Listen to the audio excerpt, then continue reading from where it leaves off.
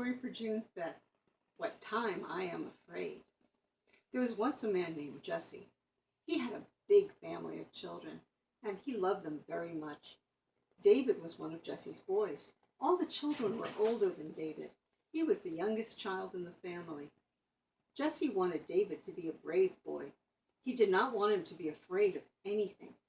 Jesse told David many stories about God. He said that God loves his children and takes good care of them. He told David that if he was ever afraid, to remember that God always watches over his loved ones. Jesse sent David out into the fields to take care of the many sheep that he owned.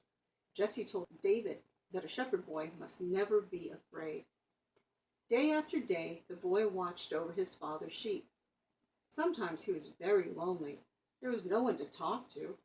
So David made up little songs or verses to sing while he watched the sheep. In this way, he forgot all about being lonesome. There were times when David had to be very brave.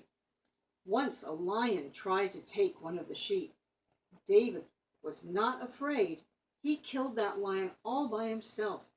Another time, a big bear came after the sheep he was caring for, and David caught the bear and killed it. David wrote a little song that we read in our Bibles now. It goes like this: "What time I am afraid, I will put my trust in thee." David did not forget that little song.